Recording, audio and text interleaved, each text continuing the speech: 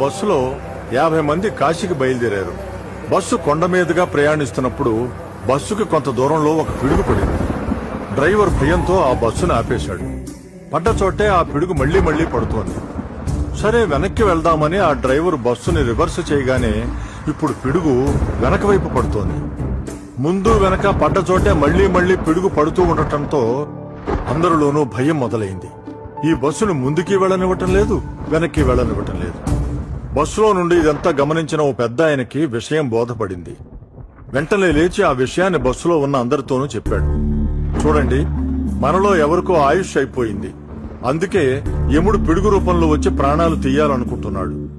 మనలో కొంతమంది పుణ్యాత్మలు ఉన్నట్టున్నారు. వారి పుణ్యఫలం అడ్డుపడటం వల్ల ఆ పిడుగు బస్సు మీద పడటం లేదు. కానీ ఆయుష్ అయిపోయిన ఆ ఒక్కరిని తీసుకెళ్లేదాకా ఈ పిడుగులు ఆగవు. అందుకే ఒక పని చేద్దాం.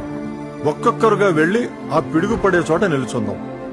ఎవరి ఆయుష్ అయిపోయిందో వాళ్ల మీద మాత్రమే పిడుగు పడుతుంది అని అందర్నీ ఒప్పిస్తాడు. దాంతో ఒక్కొక్కరుగా వెళ్లి ఆ పిడుగు పడే చోట నిలబడతారు. ఎవ్వరి మీద పిడుగు పడదు. అలా 49 మంది అయిపోతారు. ఆ చివరి వాడు వంతు వస్తుంది. అతనేమో నాకు భార్య పిల్లలున్నారు, నేను వెళ్లను, దయచేసి నన్ను కాపాడండి అని అందరినీ వేడుకుంటాడు. అప్పుడు మిగతా వాళ్లు అతనిపై జాలి చూపించకుండా నీ కోసం మేము ఆపదలో పడాలా, వెళ్ళు వెళ్ళు అని బలవంతం చేసి బస్సులో నుంచి బయటికి నెట్టేస్తారు. దాంతో అతను వేరే దారి లేక ఆ పిడుగు పడే చోటకు వెళ్లి నిలబడతాడు. ఆ పిడుగు ఒక్కసారిగా వచ్చి బస్సు మీద పడుతుంది. అందులో ఉన్న 49 మంది చనిపోతారు. ఈ కథ సారాంశం ఏమిటంటే ఆ 50 మందిలో ఆ చివరి వాడే పుణ్యాత్ముడు.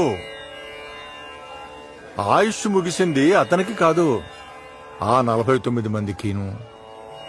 కాని ఆ ఒక్క పుణ్యాత్ముడు బస్సులో ఉండటం వల్ల యముడు ఆ మిగతా వారి ప్రాణాల్ని తీసుకెళ్లలేకపోయాడు.